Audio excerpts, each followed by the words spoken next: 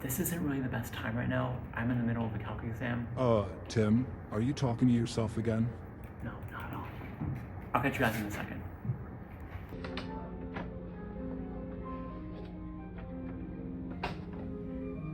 Man, I just find it so weird that our big calculus exams are on the 3rd of each month. Hopefully I did better on this one compared to the last one. Couldn't be all tied up like Katie Heron.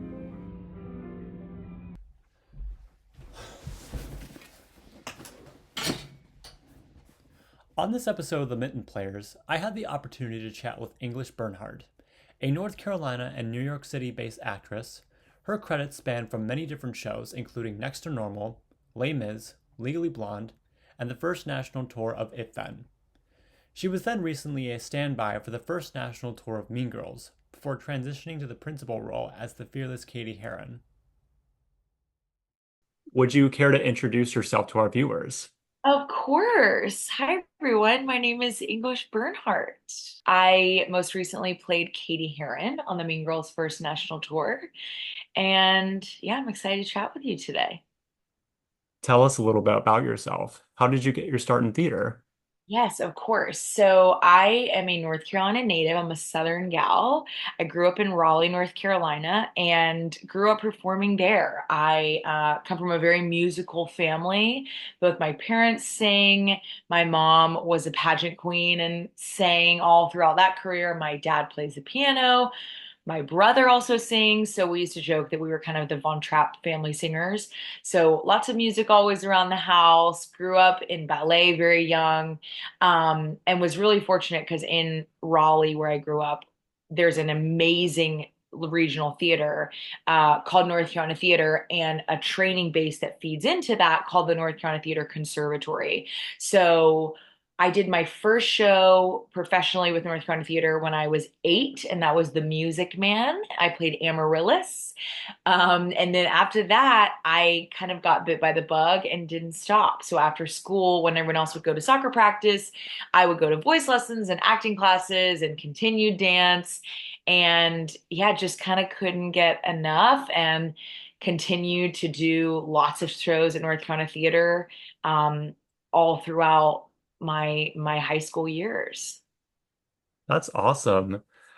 What Yeah. would you say is your favorite show experience or your favorite show you've been a part of? Yeah, I love this question.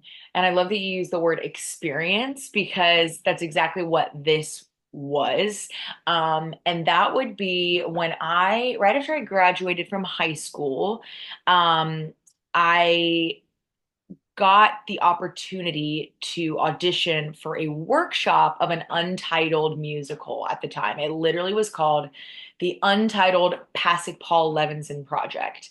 And you have to understand, when I was growing up, I was very much a theater nerd, but we weren't as involved with social media and technology as we are all now. So I didn't really know what a workshop was. I didn't know those names of the people attached. Whereas I feel like now everyone's on Broadway World and Playbill and is so in the know with things.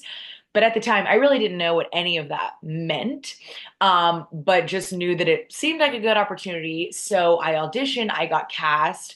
Come to find out, what I now know is it was a workshop for the show that then became Dear Evan Hansen and Pasek Paul Levinson are the last names of the writers of the book and the music. Benj Pasek, Justin Paul, and Stephen Levinson. And it was one of the most incredible experiences I've ever been a part of because I did the workshop, which means like the early stages of them writing the show, putting the show together, making changes, getting the script the way that they want it. And then I did the lab, which was the next step. So just a little bit longer, more presentations for producers. But even though these were really, really early days with the show, the cast was incredibly similar to the cast that stayed with it until it opened on Broadway. So Ben Platt was there, Will Roland was there, Jennifer Lara Thompson, Rachel Bay Jones. And so just immediately, as you can imagine, being in a room with those people, I knew there was a lot of magic happening and just felt so lucky to be in that room and to be able to see how it all works, how they would lower the key for some parts. And if Ben said, this feels weird in my voice, they change it and tailor it to him. I had never done something like that. When I would do a show at North Carolina Theater, it was just like, we're doing the production of Annie, and that's that. It was established. So to be a part of this and in the room as they were creating it and making changes, it's such an exciting process. And then to see how successful the show became, I just feel so lucky to have been a very small part of it. So that is probably my favorite show experience that I have done. As someone who was a big Dear Evan Hansen fan all the way back Yes. in middle school, that's incredible. It really is. It was incredible. And I think it was even more surreal because I was so unaware. I went in so blind. So then to just be there and be so happy to be there, but then witness such talent from the actors as well as the creatives, I was just completely blown away. And my love of theater just like exploded exponentially because I just wanted to keep doing that and new works. And being a part of a new show is very rare. So people kill to be a part of a new show and an original Broadway cast and all of those things. So to be able to have the opportunity so early on in my career, I also didn't realize at the time was such a big deal and something I now do not take for granted. Um, but it was incredible. It was so neat, and the people were so wonderful. So I think that's another reason why I had such a great experience. People that I still have really wonderful relationships with. But it was just cool. It gave me another look inside the industry in a way that I didn't know yet. What are some like dream shows or roles that you'd love to be a part of? Well, this is actually an amazing segue because of Jeremy Hansen, I actually kind of had a unique experience with it top to bottom. So, like I was saying before, it was such an unbelievable experience. It was also my first kind of theater heartbreak as a professional, if you will, because I fell in love with it so fast. And when I was in it, I was a part of the ensemble. There were four of us. There were two females and two males, and we covered the principals. And when they decided to do their out of town tryout before coming to Broadway, they cut the ensemble. And now looking back, it was absolutely the right choice. The show didn't need it. It's a small, intimate show, and that's what serves it the best. But of course, I was devastated to no longer be a part of it. And I continued on a little bit. They asked me to record some of the backing tracks. So funny enough, if you listen to like the deluxe album, I'm on the album, and I continued to audition for it for years because I was kind of in the mix, but it just never quite worked out. I like kind of fell between the cracks of being the girl. I kind of look like a Zoe, but myself, English personality wise, I'm a little bit more of an Alana. And so it just never worked out. So to feed into your question, that is kind of a dream show of mine because I don't feel like I really got the closure that I would have loved to have had. So now that they're just starting to do it places, I am on my agents like there is no tomorrow. They just announced the Munis next season, and the Muni is Oh, doing that it as this well. summer. And so I emailed my agents today and said, hello, would be incredibly special to close this chapter and play this show and do this role somewhere. So I'm really manifesting it, but that is a show that's been on my list for a while just because I love it so much and to just have a little bit more closure, like I said. Um, I would kill to play Cherry Valance in The Outsiders. That is a current dream role in terms of a show that is on Broadway right now that I love. Um, it's funny. I feel like Wicked is a little bit on every theater kid's bucket list in one way or another. And it's like, I'd kind of do any of them. I do Nessa, I do Glinda, I do Elphaba. Do I know if I could sing that show 8 times a week as Elphaba? I don't know. But Wicked just feels there's something so nostalgic about Wicked. So in a way, that's kind of always been on the back of my mind. And then aside from that, I would love to play Elle Woods one day somewhere. I think Legally Blonde is a perfectly written musical. I am obsessed with the movie, but I think the show is so, so good. The music is so good. I think I'm still a little bit young for it, but would love to play Elle Woods one day. And then aside from that, like I said, everybody wants to create something new, do something new, but it's hard. That's like a dime a dozen, but that's always on the dream list. You got into Harvard Law? What, like it's hard? What, like it's hard? Yeah, exactly. Well done. Well done. Yeah, somewhere along those lines. That was excellent. Weren't you in Legally Blonde at one point? You have an amazing memory. I was in Legally Blonde at North Carolina Theater when I was young. I was in the ensemble and I was Ah, Adele Canoe's sister. So I was very young. But even then, I was obsessed with it. I wasn't quite old enough to really be any of the girls, Margot, Serena, Elle. But I have done it. So I can tell you that I do love it. Would love to do it again. Friendly reminder, we just posted an episode about that a couple weeks back, so if y'all want to check that out, just Check that out. that's what's up. Shameless plug. What was the first Broadway show you've experienced? The first Broadway show I saw was The Lion King. I haven't seen it since then. And oh gosh, I mean, that was probably 20 years ago at this point, which is crazy, crazy, crazy. But yeah, I came with my parents. I was very young. It is such a magical experience, and it is something that I think everyone should see. And I'm honestly feeling like I should revisit because just the way that it is done, I don't want to give it away to any listeners, but the masks, the music that's so iconic, visually it is so stunning. And it's just, I mean, there's a reason that it hasn't closed for this long, right? Right. So it made a huge impact on me and I loved it. And yeah, I think it's kind of timeless. You can never go wrong with Lion King.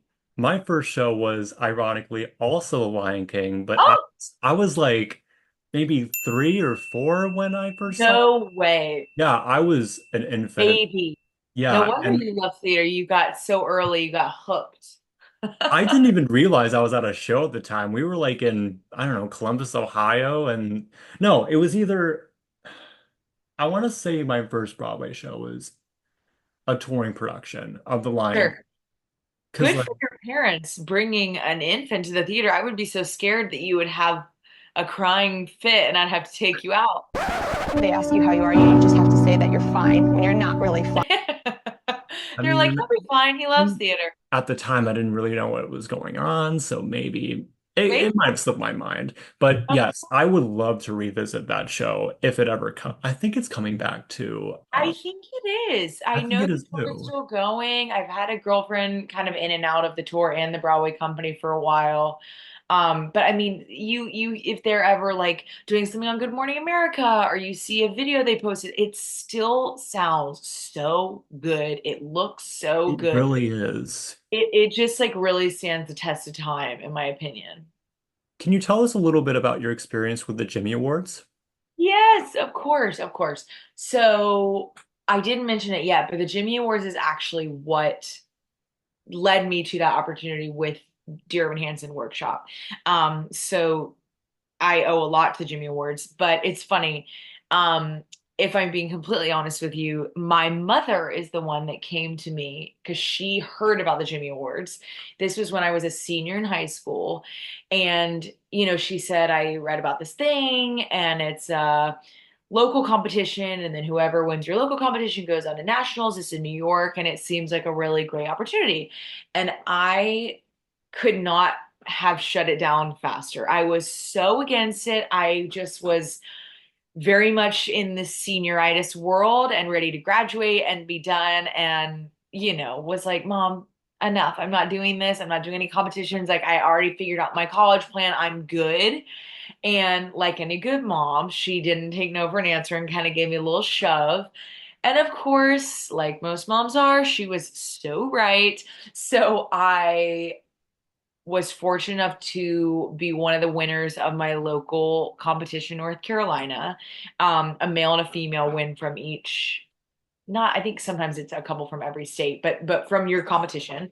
And then you go on to compete in the Jimmy Awards, and the Jimmy Awards are the New York National Awards. And it is really, really intense, and I think has even gotten more so as the years have gone on. Because it was the first time I had been around so many other kids my age that were just as talented and just as passionate as I was, if not more so.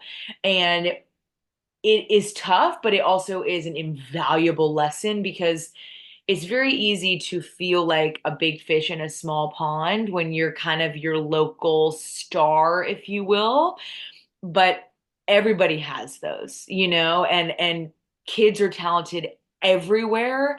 And it just goes to show you how much talent is out there. And not only that, yes, you need to keep training and step up your game, but also that you need to tap into who you are and what makes you unique, because that is what will separate you from everyone else.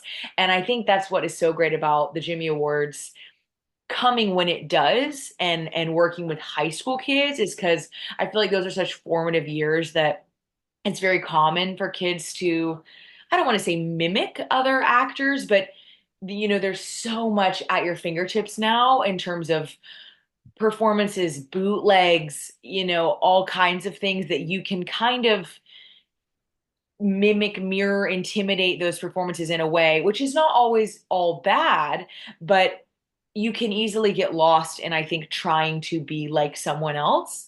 When in reality, what I have learned as I have gotten older is that being your truest self is the best thing that you can possibly do.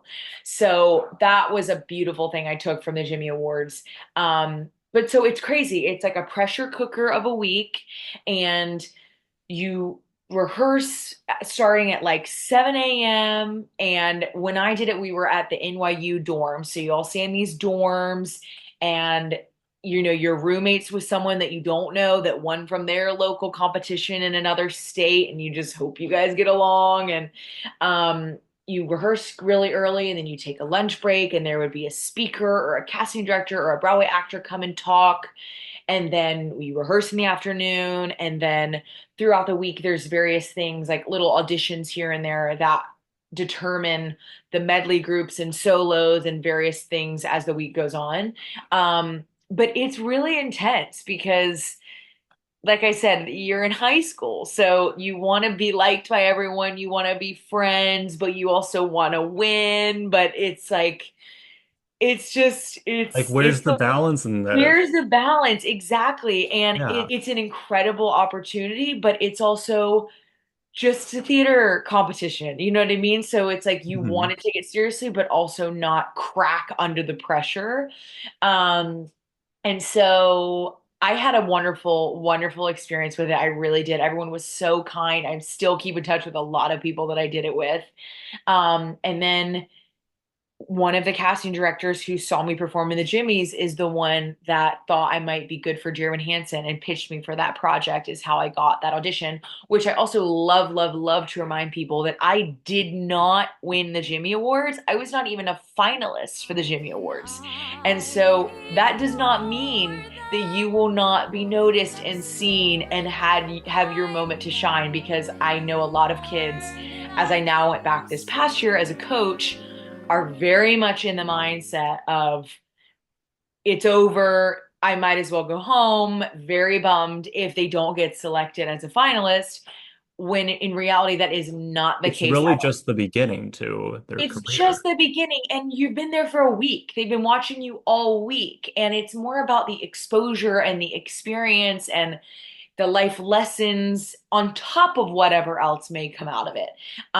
So it was an incredible experience. And then I've actually worked on it a few years now in different ways, but I assisted Keisha the Lalama, the choreographer, for a few years after. And then this past year, like I said, was asked to be a coach, which was so, so special. Because I just felt very honored that they trusted me with those kids in this opportunity, but also it was very important to me to just explain to them that I knew what they were going through, that I had been there. And I just kept thinking, if I would have had a coach that had done this, how would that have kind of calmed my nerves? So it was so wonderful. And honestly, that is the future of theater, are those group of kids. So I said this to all of the kids that I coached, but I mean it, that I cannot wait to perform together one day. I know we all will. You'll see them all, their name in lights. So it's exciting. It's also it's inspiring. And a friend of mine, Stephen Telsey, who competed in the Jimmy Awards with me our year, was also coach this year. And he and I got coffee one morning before we had rehearsal, and we're just saying how special it was for us too to just kind of be re-inspired and have that flame relit again, because the kids are so hungry for it and passionate. And when you move to New York and you're trying to pay rent, you lose a little bit of that. So I am grateful to the Jimmy Awards in so many ways.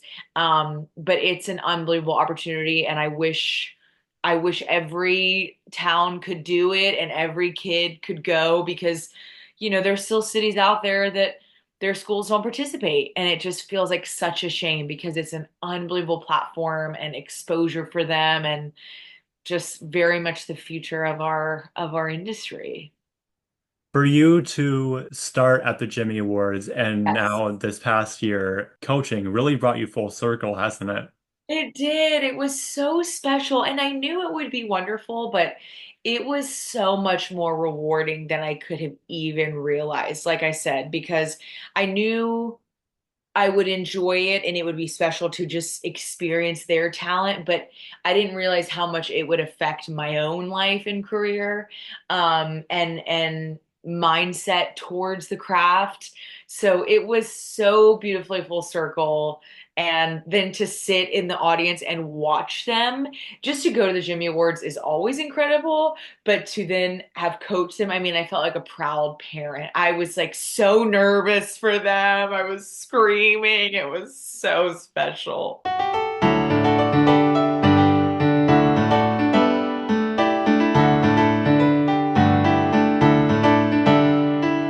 So, a lot of people know Mean Girls as a cult classic, though there are people who haven't heard or seen the musical. Detroit is actually getting another taste of the show in a few weeks. So, I feel like it makes sense to talk about it in this case. Also, Mean Girls Day, October 3rd, pretty I recent. mean, we must. We absolutely must. Absolutely must. As someone who was in the show, could you give us a sense of the plot, whether or not they've seen the movie? What can people expect? Absolutely. I think it's absolutely okay if you have seen the movie, seen the musical, not seen anything. I really think it's a show that is very relatable for all. It is essentially about a new girl that she and her family live in Africa. Her parents are there for work and they moved to Chicago. And until then, she has been homeschooled. So this is her first experience in a new school, and she is trying to find her place. She's trying to fit in. She's trying to find her friend group. She's trying to figure out boys and relationships and crushes. And like most high schools, there are cliques and groups, and there are nice people and there are mean girls, and you don't want to get caught up with the wrong group. And high school can be tough and is for a lot of us. So it is just a story about this very innocent, somewhat naive girl trying to find her way, and then ultimately learning the hard way what is important, and which is staying true to yourself and the friends that are your real friends and love you for who you are and don't try to change you. And yeah, it also ties in a lot of stuff that is unfortunately very relevant today, like bullying and cyberbullying and social media. And so that is what I think is so amazing about Mean Girls, is because it has been along for quite some time. It still rings true today, and maybe even more so with Instagram and TikTok and people hiding behind screens to say mean comments. So it just is a nice reminder of what is important and how to not get wrapped up in all of those things, and how the way people show themselves in their lives on internet and on the internet is not real and not a representation of who they really are in life. So it's really good. It's a comedy, it's a love story. Like any good show has highs and lows. And what's really great about the musical is it adds this musical element that just kind of gives you a deeper look into the characters and moves the plot in a really fun way that makes it very fun to follow. So yeah, I'm certainly biased, but I think it is a show that everyone can enjoy. Also because high school or not, I mean, people have a hard time fitting in everywhere. A new job as an adult, you move, you're trying to become friends with your neighbors in your community. I would argue it's harder to become friends and make new friends as an adult because it's just difficult. You're not in a bubble like you are at school where you share a class and can work on homework together. So it just is a reminder of, not falling into peer pressure and not letting that overwhelming need and desire to fit in cloud your judgment. For sure. The show has everything you can ask for, but it's also a very good reminder. Yeah, it Be kind is. to one another. Yeah, exactly. And it's fun and it's a show that you'll leave feeling good. It's not a heavy 3 hour Les Mis, that feels a little draining and dark. Right. Favorite line from the movie or the show? Okay, this is from the show, but it's also from the movie, and I love the line. I also love the whole moment, which is Danny DeVito, I love your work. Evil. Hey, get out of here! Oh my God, Danny DeVito, I love your work! Obsessed. Second favorite would be She Doesn't Even Go Here. She doesn't even go here. Classic. Who would be your gender swap character? Oh man. Probably Kevin G. It just seems like such a fun track. He gets to be this like kind of nerdy, funny, swagger, cool guy who thinks he's cooler than he is in school. And then he has this awesome rap number when they throw the party in Act Two, and then he wins the mathletes competition. So probably Kevin G. Definitely Katie, Janice, and or Regina for sure. I mean, why not? I mean, it's amazing. Like, it's one of those things that you hate Regina, but also everybody secretly loves her. And you also kind of want to be her, right? Right. It's so fun to be the villain. Favorite character you've played throughout your experience with the show? Ooh, that's so hard. So I started Mean Girls as the standby for Katie Heron, Regina George, and Janice Sarkeesian. So I have played all three of them. And I honestly love different things about all three. But to answer your question, the short answer is the most fun to play was probably Janice because Janice is so not me and not my type but that role, vocally it sat in a good spot for me and she has really funny lines so the audience loves her so you feel like you're being rooted for the whole time. The costumes are really comfortable just in talking logistics. And again, it just was kind of liberating to like be in this crazy wig and dark eyeliner and clothes that just feel so different than who I am as a person. Regina was also so fun because I never, ever, ever play the mean girl. But Regina is a hard part and she is a hard sing. And you have to be this kind of stone cold James Bond looking perfect all the time. So that is tough. And Katie is hard because it's a stamina beast. She doesn't leave the stage, she doesn't stop talking, she doesn't stop singing.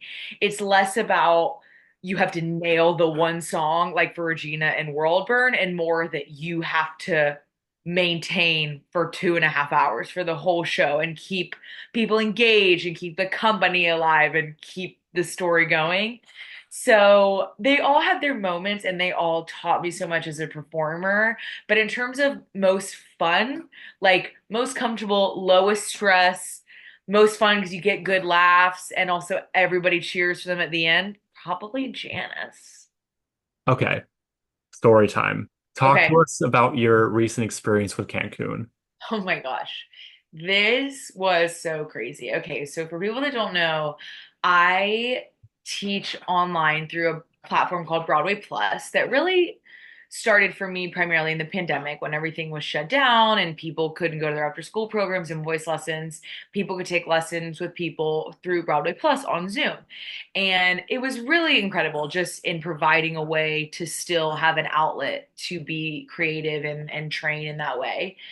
So, and for me as well, because Mean Girls was shut down. So I was so grateful to have something to still work on in the world to get me still excited about performing, when it felt like it was very bleak there for a little bit. But they have now expanded. So they still offer online coachings and Q&As and things like that, but they also do events now. And so I got an email a couple months ago asking if I would be interested in going on this trip to Cancun, Mexico to perform for a Mean Girls themed concert through Broadway Plus. And it was going to be me and a couple other performers that have done Mean Girls, and that we would do a concert and we stay for a week and you stay at this all-inclusive resort. And that's kind of all the information that I got. So it was kind of crazy because I didn't really know exactly what I was walking into, but it felt like, how could I possibly say no? This sounds amazing. So we got there. It ended up being myself, Eric Huffman, who played Damien on the tour with me. He was as Damien. I was there as Katie. Olivia Kaufman, who was Janice full time right before the show closed, she was there as our Janice. Zurin, who was a part of the actual original Broadway company, was there as Karen. And it's funny, Olivia and Zurin kind of tag teamed Gretchen together as well because they both like covered her in ways. So we kind of had a makeshift Gretchen. And then Ashley De La Rosa was our Regina, who was the standby on Broadway. So that was really cool because we all kind of knew who each other was, but had never performed all together. Like Eric and I had done it together on tour, and I think a couple of the girls had crossed over a little bit on Broadway, but not much. So to all be together and swap stories of all of our different productions of the show was really fun. And basically, we rehearsed for the big kind of event, which was the concert, but we also did a pink pool party the day before at this resort. We're all wearing pink swimsuits. We taught the people staying at the resort watching Jingle Bell Rock, and we wore pink Santa hats. And we did a little teaser to kind of promote the concert, encourage people to come to the concert. And again, this concert was for people staying at the resort. So we just had no idea what we were going to get. Like, would it be 10 people? Would it be 200 people? Do these people know Mean Girls, or do they just like think it's the nightly activity? So on the last night, we did this concert and it was incredible. I mean, it felt like Mean Girls rock version. We were on this huge stage in this huge like conference arena room, microphones, crazy sound system, and we are all big Broadway beltresses. So we are like rocking the walls of this place.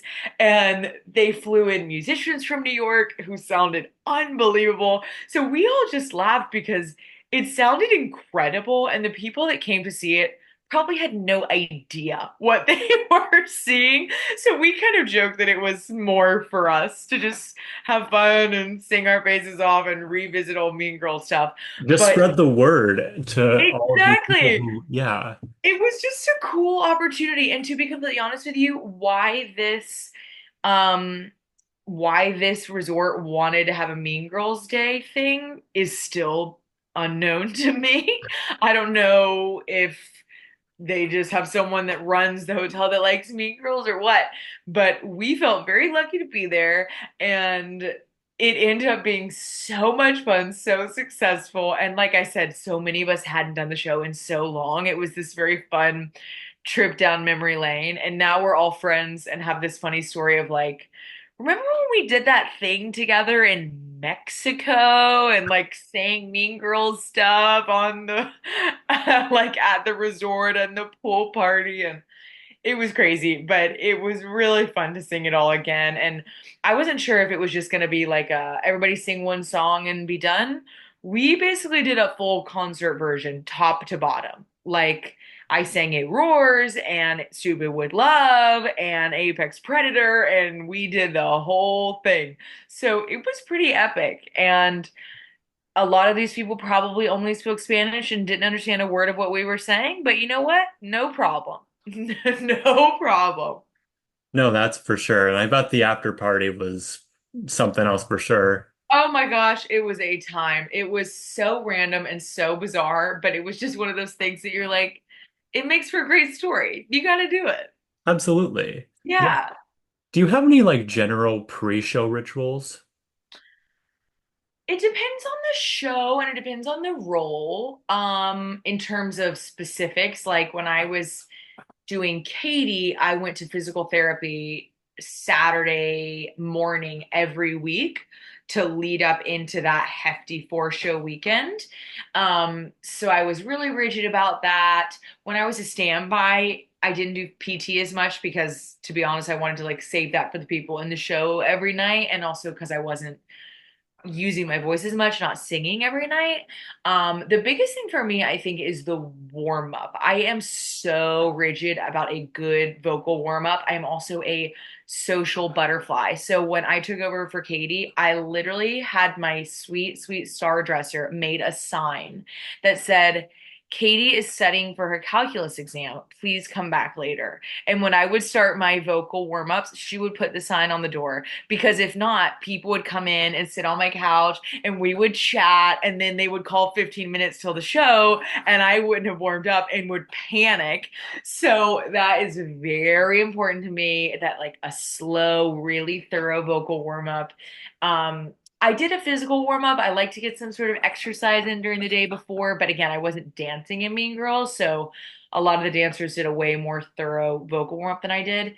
But I would say the only other thing that's kind of unique that I'm sure you've heard from lots of people, but I am one of those girls that through my voice teacher will sing through a straw to warm up. Have you heard of people doing that? Yeah, I've heard of that technique. Yeah, I am a huge fan of that, especially if you're feeling a little vocally tired. It's just such a gentle way to kind of wake your voice up. So big sing through a straw girl, good vocal warm up, a ton of water. Um, and exactly, always water. Some physical therapy in there. But in terms of the other rituals and things, it's really more about like just getting your body in the best possible setup to go into the show. Like not eating a heavy meal or not eating so close to the show or drinking a Diet Coke that's gonna give you acid reflux and make you burp and who knows what. So again, it varies on the role. I'm sure I'll have others that are more physically less demanding and less vocally demanding. So it just shifts, but I think giving myself the proper time is what's most important. I'm kind of a routine girl. So you got to stick to it.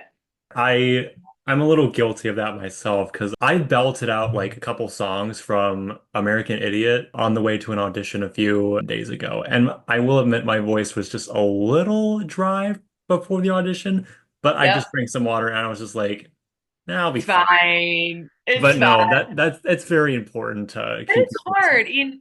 Right. It's tough though. There's a fine line because I would say on Mean Girls, I got a little obsessive about it. And again, I was playing a very long game, trying to sustain for a year-long tour. But there are some days where, if you don't get a full 20-minute warm up, it's okay. Like if you're singing something that's lower in your range, you know your body and it's okay. But I got to a place that was like, no, no, no, no, no, no. I have to warm up. I have to do this or it's not going to go well. And it gets a little panicky. So it's a fine line. You find the balance, but you know your body. You know it's best. I've asked this question to a few actors and a few creative members in the industry, but I especially would love to know your take on this after the Jimmy Awards. Yeah.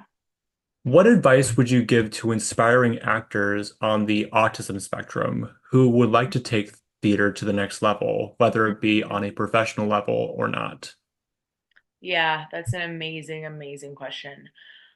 I would say, what's really tough about this is that when you're young and growing up, you're at the mercy of your surroundings for a lot of it. It's not so much in your control, which is really challenging. So I think my biggest thing I would say is not to let that deter you. Even if your program or community theater or whatever you can get your hands on in terms of a performing um, platform area program has not had an actor with autism or done a show with someone with disabilities or just opened up that realm to their program before, do not let that deter you and think that, okay, I can't or I shouldn't, because if anything, that means they need it even more and should be challenged to be equipped to have shows that support that and have actors of all abilities and disabilities and autism and all of the above. And I think I would also just say that to not be discouraged, not let it hold you back, but also to do the research and see the amazing work that has been done, to use that to inspire you and also challenge those programs to say, look, hey, I know that you have not done this, but look at Deaf West. Look at these productions that we have, deaf people and sign language and actresses in wheelchairs, and this production we just had, How to Dance in Ohio, on Broadway with the majority of cast members with autism, and it was an incredibly successful Broadway production, which is the peak, the climax of the career. So I think just use those also as a tool to inspire yourself that you can do it, they've done it, they're paving the way, but also to use that with these programs to say, hey, this is proof that it can be done, it should be done, and this is the work that we need to be doing to keep progressing forward, because theater should be inclusive to all and truly all. But unless you have programs and directors that are willing to take risks and try new things, then we're just going to be at a standstill. So I think, again, the thing that is so beautiful about theater is that it is such an inclusive community, but we can always do better. We can always grow. Theater is very much in that boat. So for people with autism, it feels like this How to Dance in Ohio was scraping the surface and we're moving in the right direction, but we still have a long way to go. So I would tell the people that are in that boat, we need their voices more than ever, and to just keep going, because we need it. We need those people. We need them on Broadway. We need the representation, and these people have paved the way, but we can't stop there. Absolutely. Yeah. More versatility, more of this. Absolutely. More versatility for so many reasons, because then everyone can see themselves up there. It's like them finally coming out with Absolutely. Barbies of different skin tones. It's like, hello? Yes, this is what we need. So we need all children to be inspired and everyone feel like they can see themselves to continue to pursue their dreams, especially in an industry as hard as theater. The last thing you need is to feel beat down because you don't feel like there's a place for you there before you even try. What advice would you give to your younger self? You don't need to worry about being so perfect. I grew up very much a perfectionist. Still kind of am, but have let go of that a little bit. So to just, yeah, that doesn't matter as much. It's okay if you don't hit every note perfectly and get every show and do all the things. I also tried to be, just as a young person, not even necessarily as a performer, I wanted to do it all. I wanted to be on the track team and also the homecoming court and also the lead of the show. And you can't do it all because then you're spread too And do thin. it all. No, and then you're not great at one thing. You're just okay at everything. So I think I would say worry less about being a people pleaser and being liked by everyone, and just do what you love and what you want to do. And that was theater then, and I knew it, but I was a little scared to kind of go all in on it. Um, so I think that, and also I would just be like, girl, you're gonna be okay. You're doing it. I would give her some encouragement. I just think back on When I was auditioning and pushing myself really, really hard. I mean, I even think about that today. Like, how in the world did we get up, go to school? I would go to track practice, then I would go to play practice, and then I would go home and do my homework. It's just, you pack so much in a day and you're stressed about your grades and all the things, but it all works out how it's supposed to. It all does. And I remember when I was so stressed about college and whether or not I should go or move to New York, and it all works out how it's supposed to. And I know that's cheesy and so corny, but it is true. And sometimes it takes a minute to see it. That's certainly how it was with that Dear Evan Hansen experience. It took me a minute to see it, and then I finally realized, oh no, I needed this heartbreak. I needed to feel the rejection. This was a major growing experience, and it works out how it's supposed to. But I would also just say, keep going. Like the early days training fundamentals is huge. That is something, as I look back, I wish I would have done a little bit more. I feel like I was very fortunate to have the ability to sing really early on, that I have parents that sing. I think it was just in my genes a little bit. So I just kind of got thrown into it, but I didn't really crack down on proper technique until I was much older. And it's a lot harder to break those habits when they've formed for 20 years. So if I could change something, it would probably be that. But at the end of the day, I'm so grateful for how my life and career has gone, highs and lows, that it's kind of like, it's all part of the story, right? You gotta just, It's all part of the moment. that's right. You Everything just just falls right into place. enjoy the ride, and the bad days and the rejections, there's always a new day. You have to have thick skin and believe in yourself and just keep going, because you will get a yes. It'll come. Motivational. We love to see it. Yes. Yeah. If there's anything you would like to share, I like to ask what's next for you. Oh my gosh, yes. Well, I'm hoping it's going to be that show we were kind of chatting about. I'm not totally sure how much I can share about it. Not to be, I hate it when people do that. That's like, I have an announcement, but I can't talk about it. That is truly a pet peeve of mine. The only reason I don't know is because I genuinely don't know. I haven't like been back in the room since. I don't know. I know that it has been announced in the season, but like the casting is not announced.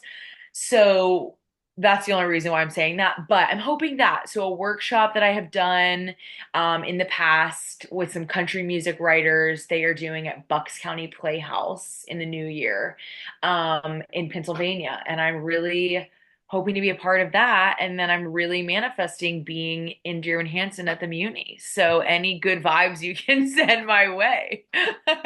Hashtag English for Zoe. That's right. Get it going. That's what's up. That's what's up. Where can we find you on social media? Yes, you can find me on Instagram. I'm so lame and I am not on TikTok. I think a lot of bootlegs of me are on TikTok, but I am truly, like I said, an old soul grandmother. But you can find me on Instagram. Absolutely. My tag is eBernhardt. And yeah, would love to connect and post lots of fun things like random Mean Girls Cancun concerts and, all that good stuff, the life of a theater actress. But yeah, would love to connect.